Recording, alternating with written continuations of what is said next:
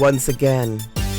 Welcome to the Perceptional, elevating all your senses, expanding your curiosity. So plug in now as we welcome your host, Dr. James Denito.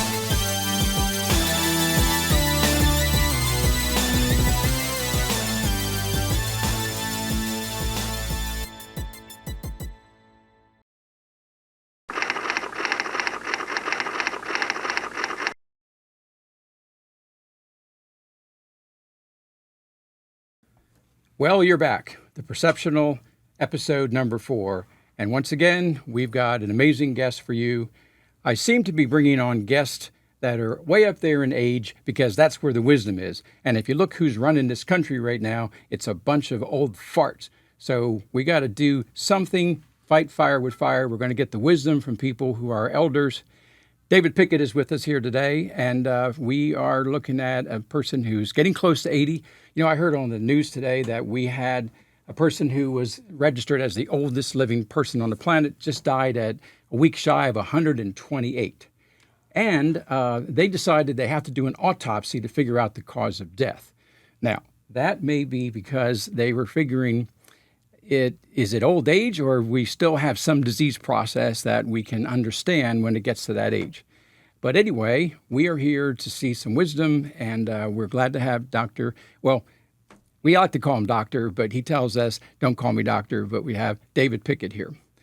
Now, David is here because we have some interesting books that he's written. I've got a couple here. He's got them here, and we'll go into that. And what we want to do first is give you a little background as to what is his story and why is he now telling that story to all of us, because he didn't write these books long ago. They're pretty recent, and he's confident to start sharing his experiences with the world. Now, when we look back at how all of us begin, we all have a story as to what drove our interest. Was your initial interest in life, were they in science or were they in academics? What drove you to start your journey? You were a creative kid, an inventor, ultimately. What was the thing that you might say began your whole journey that turned you into who you are today? Well, for no particular reason, I was a voracious reader from the time I was little. My mom pushed me into that. And by the time I was in 7th grade, I think I had probably read every science fiction book that was available. My mom would give me money for any book I wanted as long as I would read it. So I was well read. By the time I was in 7th grade, I had read all the classics, albeit probably some of them junior editions. Read all the science fiction. Just really interested in technology, interested in space travel. You know, just like every kid, interested in going to the moon, going to Mars, and of course, back then you couldn't buy any models of spaceships because there really weren't any, but you'd make something out of clay and play. And I had a set of soldiers, and my brother and I, we would play out, just pretend, various tableaus and such. But I've always been just intensely interested in technology. I joined the high school. I joined the engineers club. Always knew I wanted to go to Georgia Tech and study engineering. I thought I wanted to be an academic until I taught physics for 2 years at University of Texas at Arlington as an instructor. And I decided academia wasn't as interesting as I had maybe thought it would be. Well, it's really interesting. The last time I was in the Pentagon, they gave me a medal, an award for having one of the best inventions of the year. And I suppose when I was walking up the sidewalk, they had me ID'd. Because when I walked up to the little desk there in the tent, they called me by name. They knew exactly who I was, and had my little pass ready for me. Okay. So you still have some friends in those branches of government, or is everybody kind of out of it like you are at this point? All dead and all retired, most dead. And folks, we can say that he's alive and well, doing great because he's listening to me. When we have a few tricks up our sleeve, including stem cells, which would be another show. Now, you have been an inventor, and your inventions, I was talking to you earlier, first patent goes back over 25 years, and that was with the credit card companies, correct? With the chip, so to speak, in there? Yeah, I guess I should have gotten my prop out. I'm the inventor of that little chip, and if I had been more prepared, I would have the patent number right out in front of me. And folks, good luck trying to get what's rightfully yours from the big companies who've stolen your patents. We hear too many stories of people who didn't go about it just right. You have a new patent you were working on, even a new idea. So it's just a never-ending process for you. How many have you applied for in your whole life so far, and how many have you been granted roughly with the patents? Well, I've applied for about a dozen, and I guess probably about 8 have been granted so far. And one thing I did that people don't realize is available. Last year, I was granted a patent for the dynamic refrigeration computer control system, and I have a couple of other devices, ultrasonic refrigerant exciters and a sonic refrigerant exciter that I developed at the same time back in 2003, 2004. And as these products, as we actually made them into a product that I could sell, I was able to add those onto the already granted patent. So instead of having to have 2 new patents, all 3 devices are on 1 patent. So the one that's probably going to be the one that helps change the world is IceCold. So tell us about that briefly. Well, of course, you can always go to our website.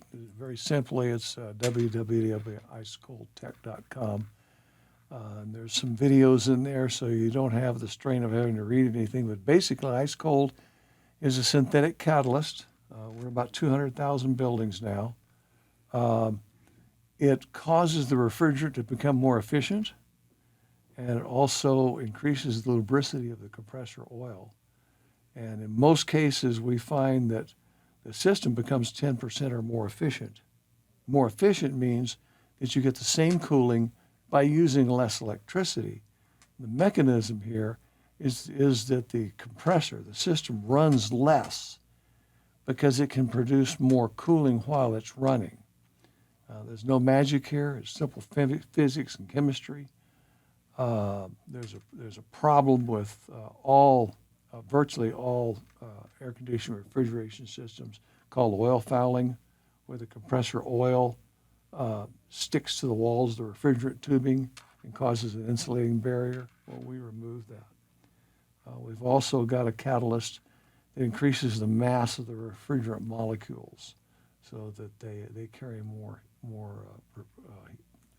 heat away from wherever you're trying to cool. So the end result is that your compressor, your system's going to last longer, and you're going to get more efficient cold air, so your electricity bill is going to be less. What fun is this for the companies who make this technology? Because for them, they won't come out and have to repair your stuff as often. They won't be able to sell you a new system as often. And hence, that's why, unfortunately, IceCold is probably not all over the world right now. Now, your biggest client, if I understood, was Southland. Doesn't 7-Eleven use the system, or did they at one time? Yeah, it's in all of 7-Eleven's refrigerated warehouses. There are bigger clients. Unfortunately, we don't have releases from a lot of them to talk about their product. We do from 7-Eleven. But just basically, you're right. If our mechanism is that you get the same cooling with the system running less. If the system's running less, it's going to last longer, and it's going to require less maintenance and such. And people who repair air conditionings, refrigeration systems, people who sell them, the factories who make them, they're unhappy about all this. And over the years, we've probably had every major manufacturer do extensive testing on IceCold. There's one manufacturer that did over 5 years of testing. And they're every time we go through the engineering people, and they like what they see. And every time it gets to the board of directors, it comes back. It's just like someone's on a script. It comes back with the same thing.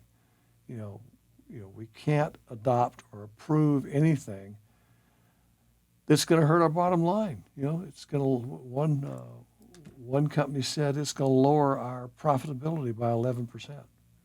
If our equipment lasts 15% longer, they just can't do it. They won't do it. But what's happening is that as we get more and more cred, the longer we're in the market, and as energy efficiency gets, now with the carbon and all, more popular and of greater interest, more and more companies are having mandates from their board of directors or whatever Exactly. To find more energy savings, and now they're coming to us because they've got the reflective film on the windows, they've got insulation everywhere, they've got the insulated roofs. They've run out of anything else to go to, and their energy directors they've just got where they're coming to us now, and they're installing IceCold in their buildings, even though the manufacturers of the equipment are telling them not to. And in a lot of cases, the manufacturers will tell the customer that we will cancel your warranty if you do this. But if you want to look it up, the 1992 Magnuson-Moss Act says that a manufacturer cannot disavow a warranty because somebody has added on a second-party feature. Just for instance, in the olden days, if you wanted to put more memory in your laptop, if you bought memory that was not the same, but it was not the OEM brand, they would cancel your warranty. And I was in the business, so I saw that happening. Wow, I never thought about that. Interesting. And where have we seen this before where there's pushback? I've seen it. For instance, I had a good friend in the dental industry, and he found a new way to get orthodontics done in less than 8 months and a fraction of the money. And you should see how the orthodontic board fought him because it was going to take away the income of the dentist. Never mind the suffering that kids have to wear braces for years at a time. Ultimately, he won, and this company is now thriving around the world. But we see this time and time again. Healthcare, it doesn't matter on here. So, folks, at this time of the year when we're sweating and you're seeing those high electric bills, demand IceCold from your heating air conditioning company. And if not, go to the website, learn how you can find somebody else to come out who will put it in for you. And it's not that hard to install. You've done it on my house. You proved to me you came in with that laser temperature gun and showed that air was coming out of my ductwork colder. And that compressor is still over 17 years old now. And we put that in there, 7, 8 years ago, maybe now, and it's still going strong. So it works, folks, and that's one of probably the greatest contributions that his career might have that is going to affect all of us. Other things where he might have some technology in a satellite somewhere, we don't know about that, but that's also changing the world.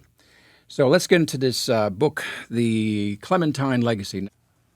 The Clementine book is a beginning of a series of 4, and you just now finished the last one here.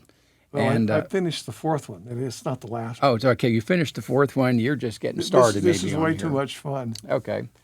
And along the way, you start to learn what it is in the publishing world. I've only got one book published, and it was ultimately self-published, and that's still an ongoing journey as to how much further you can take it, screenplays, you name it. And some of these books, I've read The Clementine Legacy. It has definitely the potential for a nice Hollywood thriller on here. So in here, you have kind of taken a Dan Brown novel approach where you have merged fact and fiction, and the reader will have to figure out what might be true, because things are true in there, and what may be fiction. And certainly when you talk about outer space, we'll just let people know that the Clementine is as a satellite system, or one satellite's It's name? one satellite. Okay, and so that's something that people can go look up already on their own and figure out the history of that. But what you are telling us in here is that somewhere in your journey, you ended up with a envelope of information. You described that in the book, that came to you from an unknown source that had a lot of, let's say, secrets that helped fill in some of the things that you were suspicious of or thought about what's going on here in your career. And those things also are the same questions that I think a lot of people have as to what our government's doing with some of these amazing bases, especially when you get out into Nevada. As a matter of fact, today, I saw it last night actually, incredible video of somewhere in a fairly populated area of Nevada. Somebody filmed 3-disc aircraft, the hypergravitational soundless devices, cruising over probably less than 1,000 feet, and followed by a military helicopter and a military jet escorting them off to one of the bases. So whatever they want us to learn about some of this interesting high tech, they're slowly getting us used to it. And we're finding out that we've actually created a lot of these devices, reverse engineered them even ourselves. So I guess we're on the cusp of what technology as we know it, where we look at the last 100 years of how rapid it's been accelerating by a logarithmic exponential function. And then the concept that goes with it is that life out there on other parts of the universe, and time travel, we'll get into that in a minute, multi-dimensional concepts, multi-universes, life forms on other planets. This stuff is not going to probably be comfortable for people until the technology and the mindset that gives allows these two to merge. And I think it almost looks like there was a 100-year plan that we may be within years at the most of all of this becoming very clear in another way of life, where who knows, we may be walking around in a scenario right out of one of the Star Trek, Star Wars movie and revealed to us. So I have my own observations on that. It's interesting that all these movies that we see, and I'm a great movie buff, that it's almost like a scheduled, coordinated reveal. Exactly. Is happening, and also there's the other factor that's interesting to me. It's whatever the public will find credible. I'm hoping my book, The Clementine Legacy, and which is based on a lot of actual true happenings, will advance that. It's just sooner or later, the public is no longer going to poo-poo, technologies that we can't explain. And of course, we've all seen the latest, testimonies of people who've been working with UFOs, and that's all hard to believe. But as more and more of that surfaces, it just becomes more and more believable. And what happened to me and caused me to write this book is just very real. I mean, I was on the phone with that director, and I was just astonished at the things he was telling. Now you're talking about the director of the Martian movie? No, that one, or a different director? No, the director. Oh, the director at the Pentagon, you mean? No, the director of the Naval Space Research Laboratory on the Potomac, right across from Ronald Reagan Airport. All right. So what he had to say to me was so just shook me so much. I kind of put out a little broadcast to everybody I knew and said, does anybody know anything about what this guy told me? This is insane. was he, I know he wasn't messing with me. I've dealt with people like this before. And the next thing I knew, I got the FedEx packet. And I read through that. And one thing just led to another. I ran into a security director for Broomfield, the Broome Air Force Base, and overheard. She was talking about things she shouldn't talk about, but I overheard her saying that she was the director of security personnel at Area 51. I just had decided I would ask her, walked right up to her, and asked her if she also handles security for Area U. And she went ballistic. I mean, she flew into a rage. And there must be something different about Area U than storage for experimental nuclear weapons. You had this envelope with documents and some pictures, and you put a picture in the back of the Clementine Legacy book on page 444 of a pretty scary-looking little E.T. gray, and you said this is kind of what it looked like, but I lost the image originally. Have you met any people who have actually seen those grays, we call them, in person, or you just got anecdotal stuff?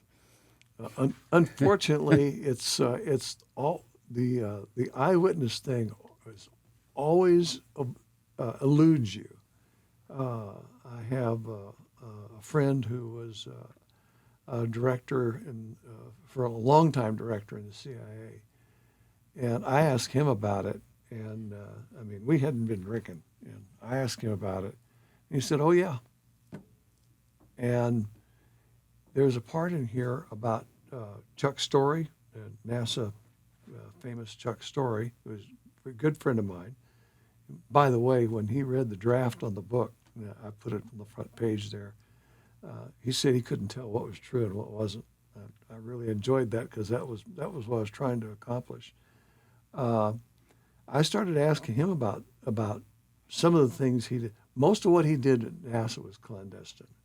Now, he did build the Saturn rocket for von Braun. He didn't design it, he built it. And he also built, managed, and operated the Mariner 10 program, which was the first videos of Mars, of Venus and Mercury.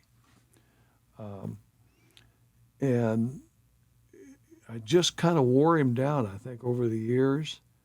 And he started just kind of hinting at some of what he would do is I would ask him things, and he would kind of answer me. He wouldn't explain anything to me, but I would ask him things, and he would say, "Oh yeah," or "I worked on that." And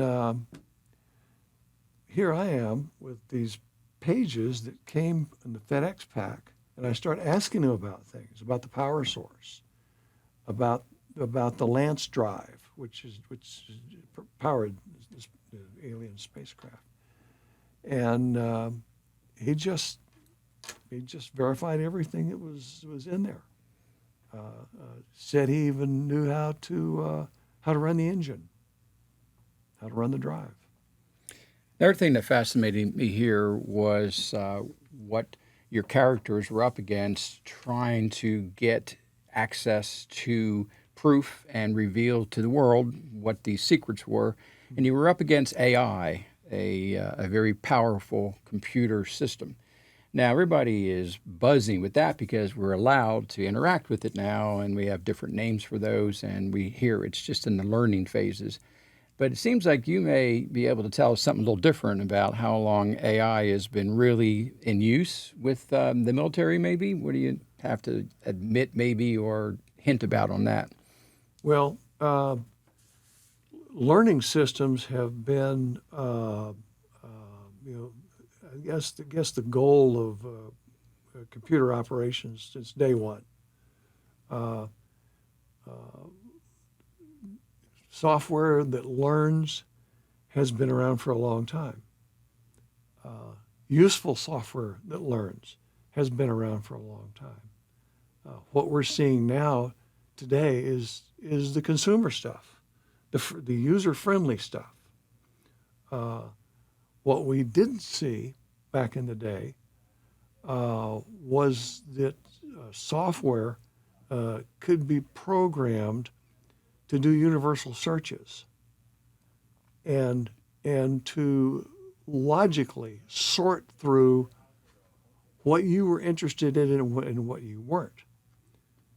A long time ago, through the internet, computer systems were able to search all of human knowledge.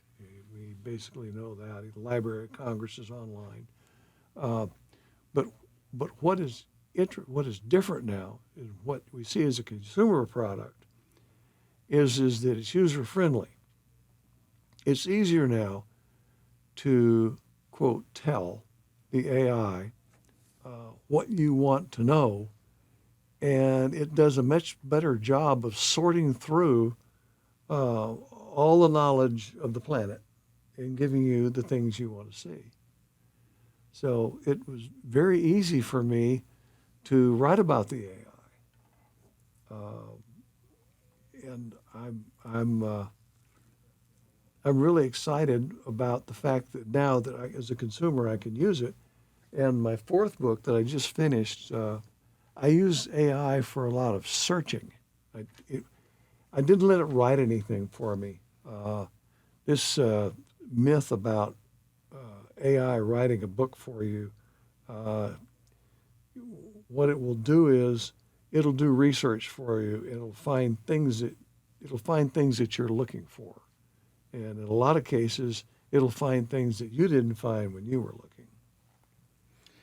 When we talk about the potential for what AI can evolve into, if we use that word, it means it's doing it on its own. And on a prior guest, we talked at the concept that unless it had biological components, cellular structure, it was not capable of, will never be capable of doing certain things that a human has. The ability to anticipate is especially one of those, but also maybe not the ability to love. And I thought about that concept. We actually can measure love. We can measure it chemically. We can see that a dog loves you, but a cat doesn't, based on dopamine and receptors. And compared to a human, we can measure a frequency burst from the heart when someone is hugging someone to share love with them. And I got to thinking, if that can be reduced to a measurable frequency, that is basically something you could digitize and perhaps even write into code. And we might be able to have artificial intelligence feel love in a sense that maybe it doesn't have that physicalness in the gut, so to speak, but it may be able to understand it more. And this programming here is something that we don't know if it will write its own code for that or if we can come up with it. So that's where I think a lot of AI is doing. It's being allowed to create its new code and improve itself right now. And so do you have any patents or technology in software, or are you mostly in hardware when you think about where you've gone in your I've patents? done a lot of software development for the companies I worked for to make things work better.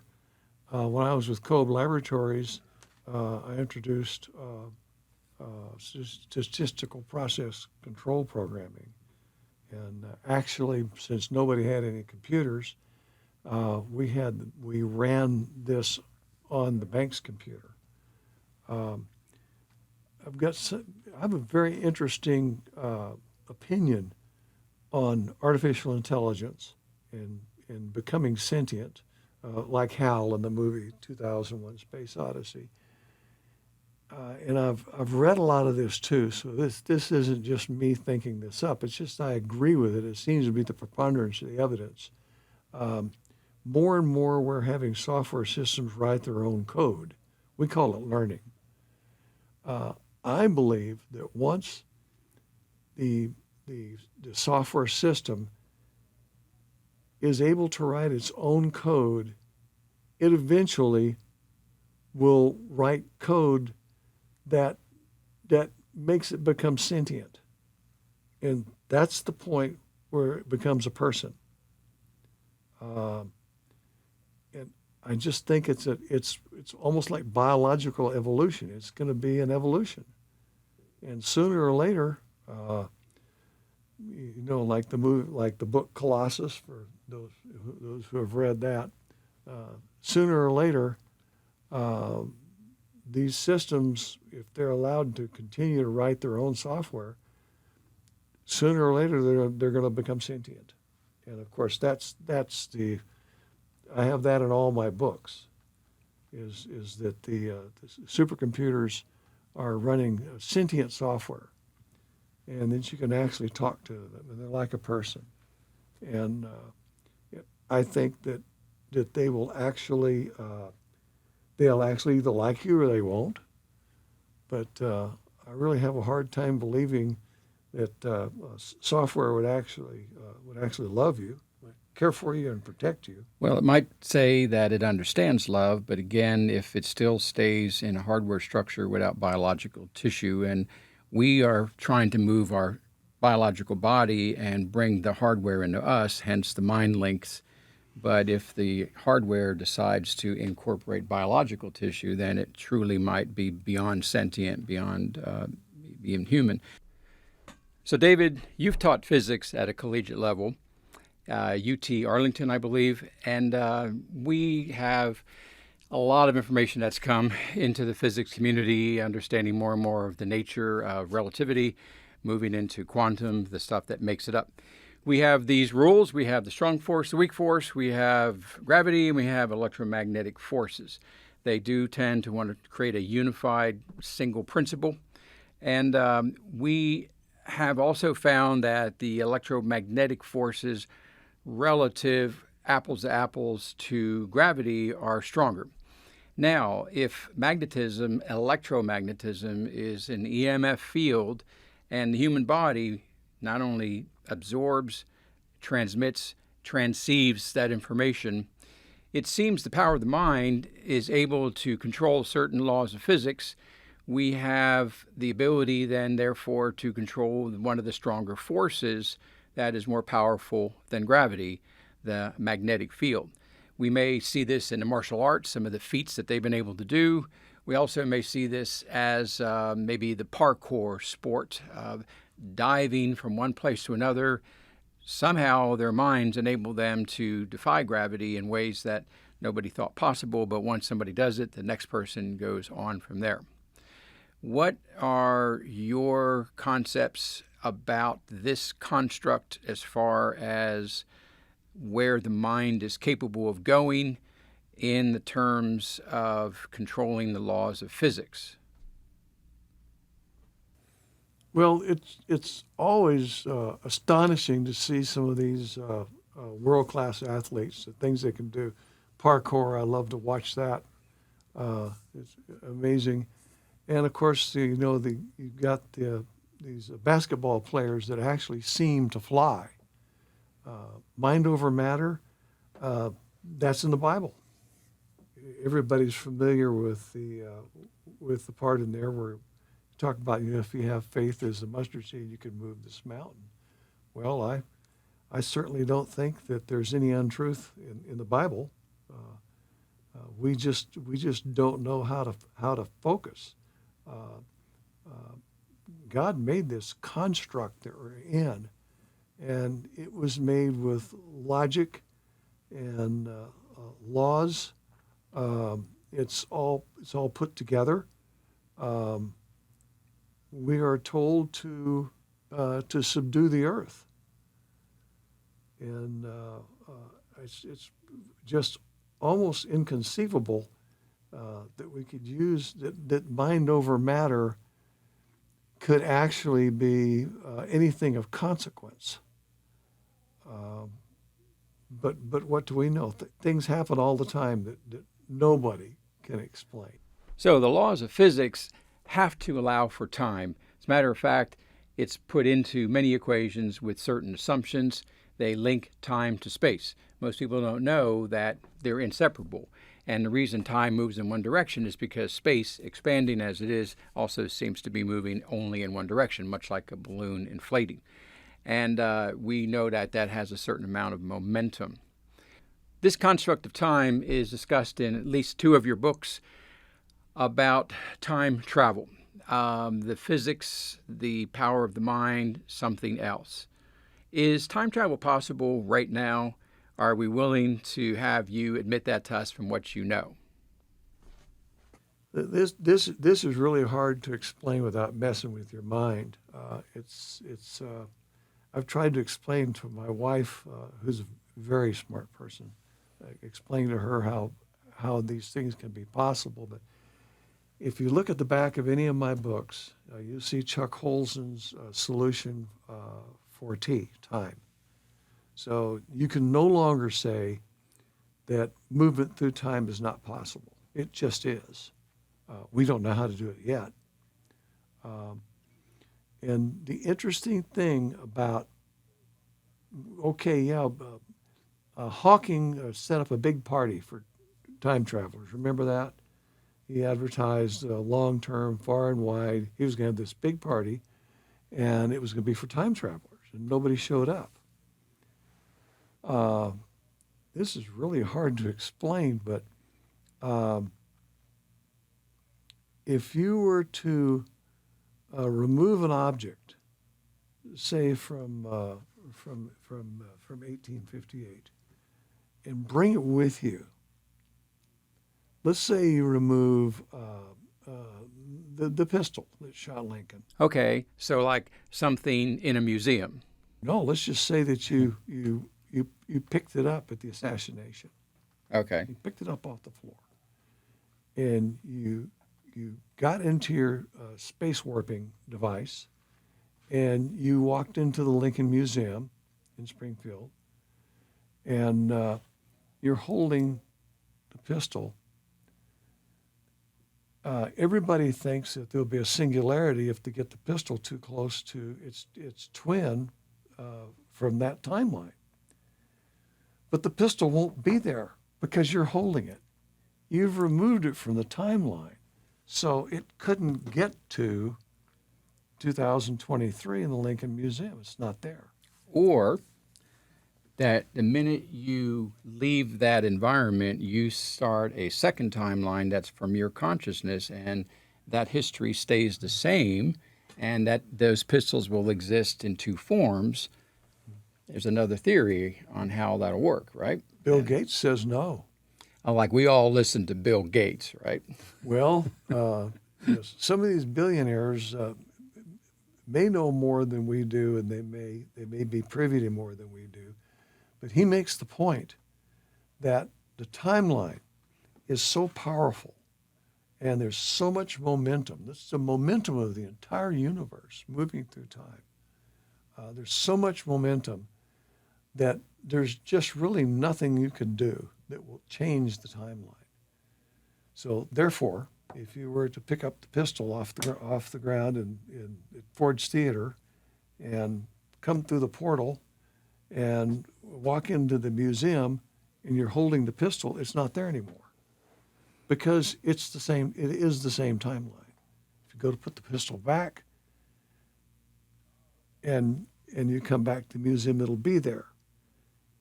If you're holding the pistol in your hand and ask the curator in the museum if he's ever seen this pistol, he'll tell you that ever since the assassination, it's documented. Pistol's been missing, Nobody's right? ever seen it. And it's the first time he's seen it. You go back through the portal, put the pistol down where it belongs. You come back and ask the curator. The pistol's in the museum, and everybody knows it's there. All right, so what you're describing there is that there is always going to be just one timeline. And then if that construct is true, then we're going to need time cops to control anything that might affect the outcome of the bigger picture. But we also have this idea that there is a second timeline and a third and a fourth, always created based on where your conscious is, where your perception, your perspective is. So that if we went back and took that pistol from the floor of Ford Theater where Kennedy If we went back and took that pistol off the floor for where Lincoln was shot, it would still be in a museum. If we came back with it in our hands, we would have a duplicate pistol because we would create a new timeline relative to our conscious. But if we stayed in that timeline, then our perspective is that that pistol would never end up in that museum in the future, from the fact that if we could live that long, we would be able to go to that museum. This is where it gets fun when you really start talking about time. For instance, the old tree in the forest metaphor: if a tree falls in the forest, no one's there to hear it, doesn't make a sound. And the concept with now quantum physics is that if there's no one there to observe the tree falling, the forest doesn't exist. This is the value of where conscious has to be. As a matter of fact, from a religious standpoint, when we say the universe exploded from nothingness and then consciousness evolved from that through a long process, but we now know that from quantum physics that the subatomic particles, and there's getting to be a lot, isn't there? Almost as many as there are elements in the periodic table, but they won't come together unless there's an observer to bring them into existence. And therefore, consciousness had to be there prior to the development of this particular universe. Fun stuff. So as you go through your concepts of time travel by using the bending of space, the warping of space, because again, time and space are inseparable, folks. Therefore, if we have these hypergravitational ships, the UFOs, the disk, the floating, unidentified, but now very identified objects, if they are able to go through space, then in essence, they are also capable of traveling through dimensions or time. And since we have seen very little change from our perspective of time outcomes where our history has not been erased, we can either assume everybody's very diligent about not affecting the past, or that the past has been affected many different ways. But our perspective that we have had that experience of what happened at the for Lincoln's assassination, that is still in our memories, and there'll always be that story, and it's not going to change. What do you think? That's what I've used in my books is that this portal, if it's able to bend space, once you figure out where the other side is, and that's going to be a big problem. You bend space, you're going to, what's on the other side? And in my book, Chuck and I, although we've tried and it hasn't worked, we bend space, and we have the darndest time finding out what's on the other side. We eventually find out what's on the other side, and through a learning experience, we learn how to move the other side into a specific place, like Dallas, and then by trial and error, we find out how to get into a specific time. So if you want to talk about, quote, time travel, the real problem is if you are bending space, and you do bend space, what's on the other side, and how are you going to find out where you are and when you are? Now, as you address the concepts of how to go through space and figure out your target, my understanding is that these ships are navigated with the mind. You just focus on where you want to go, and the mind will take you there. I have it on some interesting authorities that these captured ships have no typical interfaces.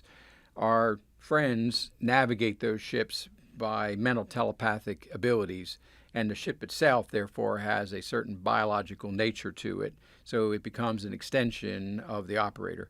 So ultimately, then, if we build a ship like this and we don't have that ability with the mind, then we're not going to be able to go very far with them, because we won't be able to navigate them, and all we'll be able to do is zip around in our own little sky here and terrorize most people when they get their cameras out for the latest UFO.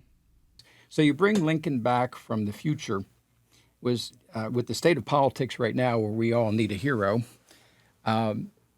what made you choose him instead of some of the other major figures in history that are part of our history? What made Lincoln a good choice? What made it a good choice is that the bullet that they pulled out of Lincoln's head won't fit the Derringer. That's the elephant in the room. Nobody seems to talk about that. Why the bullet that they have in the museum that supposedly the surgeon removed from Lincoln's head, why doesn't it fit the Derringer? It's too big. So, some other caliber weapon actually killed him? Some other weapon, Makes sense. some weapon of caliber that was not available in 1856. Oh, even more interesting. Huh. And I'll let everybody figure that out. All you gun nuts can look up the size of the bullet that's in the museum and tell me what modern caliber that is. Wow. Okay. Well, that does make that a good choice on there. So in the book Lincoln's Encore, is there a mixture of fact and fiction, much like we have the you're alluding to in the other book, The Clementine Legacy? Are you willing to tell us if it's all fiction, or is there a certain amount of truth in this book as well? Well, it's the old problem I have. What are you going to believe? Let's just say that what I tell everybody is my books are accurate physics, true physics, but it's science possible. Okay, you look in the back of the book. There's the math. We know how to define time now. We just don't have a device to go anywhere, so that's the science possible. Okay, and in wrapping this one up for today, David, the final question would be on this latest book of yours, the one that is published anyway, called Rewind. Any fact in here, or is this one where you finally get a chance and just get to be yourself? That's really science fiction. You talk about traveling in your mind. There you have it, another amazing hour on the Perceptional. I'm sure we'll have David Pickett back for future episodes. David, thank you very much for joining us today, and we'll try and get the technology to work so that we can make an active link to where people can find your books. Folks, definitely worth exploring some of the things he's willing to tell us within reason. There's still constraints when someone's had high security clearance, as David Pickett has. We will today end, I think every show will have somewhere in it a concept, a deep thought. Today, my thought might be, are humans just gerbils on the wheel of life? Yeah. The concept of that in your mind, because it's spinning around and we don't seem to be going anywhere. But you know what? Spin is okay. Spin is contagious. Electrons spin, galaxies spin, everything spins. We are going somewhere because without that endless dynamic, life doesn't exist. Matter of fact, I believe that when things cease to move, when things truly become equal and yang and yin are not chasing each other, then this game we call life is probably reset. So picture yourself on the wheel of life a little differently than the rodent. And with that, good day, America.